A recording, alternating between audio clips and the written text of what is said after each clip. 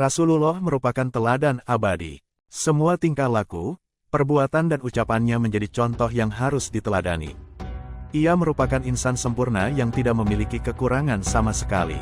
Karenanya, tidak heran jika Allah SWT menjadikannya sebagai nabi terbaik dari yang lainnya, makhluk termulia melebihi para malaikatnya. Salah satu contoh yang harus dipetik oleh setiap orang saat ini dari Rasulullah adalah bagaimana ia mengajarkan putra-putrinya untuk tidak bangga dengan nasab keturunannya. Ia tidak pernah mengajarkan putra-putrinya untuk bangga dan sombong karena sudah terlahir menjadi anaknya.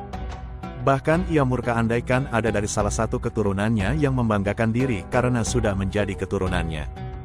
Hal ini bisa kita lihat bersama, bagaimana Rasulullah mendidik keluarganya untuk tidak bangga dengan tingginya nasab. Bahkan Rasulullah juga memperingati Sayyidah Fatimah untuk tidak bangga sekalipun terlahir sebagai putrinya. Hal itu tidak lain selain untuk menunjukkan bahwa garis keturunan sama sekali tidak memiliki nilai apa-apa di sisi Allah SWT, yang bisa menyelamatkan seseorang hanyalah amal ibadah dan ketakwaan. Pelajaran di atas bisa kita lihat dalam salah satu hadits yang berasal dari sahabat Abu Hurairah, bahwa Rasulullah SAW bersabda. Artinya, wahai golongan orang Quraisy, peliharalah diri kalian karena aku tidak dapat sedikit pun di hadapan Allah. Wahai Bani Abdi Manaf, aku tidak dapat sedikit pun di hadapan Allah. Wahai Abbas bin Abdul Muthalib, aku tidak dapat sedikit pun di hadapan Allah. Wahai Safiyah bibi Rasulullah, aku tidak dapat sedikit pun di hadapan Allah. Wahai Fatimah, putri Muhammad, mintalah kepadaku apa saja yang kamu mau, dari hartaku, sungguh aku tidak dapat sedikit pun di hadapan Allah. Hari Bukhari dalam Sunan Al-Kubra. Syekh Badruddin Al-Aini dalam Umdatul Qori Syarh Sahihil Bukhari menjelaskan bahwa ketika Rasulullah hendak memberikan nasihat kepada keluarganya, ia memanggil semuanya lengkap dengan nasab mereka satu persatu sebagaimana hadits di atas. Hal itu untuk menunjukkan bahwa nasab atau keturunan Rasulullah sekalipun jika tidak berlandaskan iman dan takwa, maka tidak akan memiliki nilai dan jaminan apa-apa di hadapan Allah kelak di hari kiamat. Karena itu, Rasulullah mengajarkan keluarga-keluarganya untuk tidak mengandalkan keturunan, namun lebih pada amal ibadah. Dalam riwayat yang lain, Rasulullah juga dengan tegas melarang orang-orang untuk tidak membanggakan nasab keturunan, bahkan orang yang biasa melakukan hal itu akan menjadi manusia yang sangat hina. Rasulullah bersabda, artinya, hendaklah mereka segera berhenti dari membangga-banggakan nenek moyang mereka yang telah wafat. Mereka itu hanyalah arang neraka jahanam, atau mereka lebih hina di sisi Allah dari hewan yang mendorong kotoran dengan hidungnya. Hari At-Tirmidzi, dan bernilai hadits hasan dalam Jami'ul Kabir.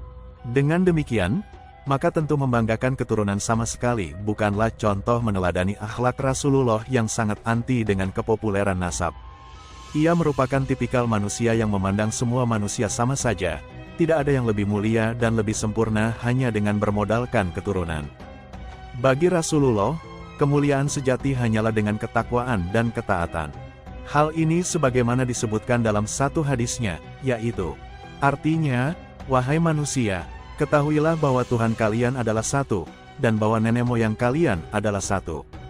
Ingatlah bahwa tidak ada keunggulan bagi seorang Arab atas non-Arab, atau sebaliknya, dan tidak ada keunggulan bagi orang yang berkulit putih atas kulit hitam, atau sebaliknya, kecuali dengan ketakwaan.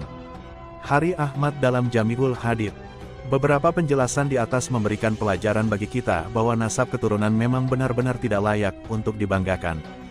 Bahkan orang seperti Rasulullah sekalipun memberikan peringatan kepada keluarganya, terkhusus kepada putrinya Sayyidah Fatimah, bahwa oleh karena itu, salah satu nasihat penting yang disampaikan oleh Sayyid Abdullah Al-Haddad dalam kitab An-Nasaihut Diniyah adalah bahwa membanggakan keturunan termasuk dari perbuatan-perbuatan yang tercela, dan itu hanya dilakukan oleh orang-orang yang tidak memiliki pemahaman mendalam tentang agama Islam.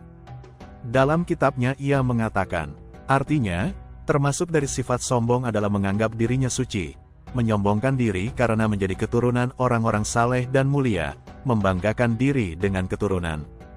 Hal-hal tersebut termasuk akhlak yang tercela, dan sangat jelek sekali.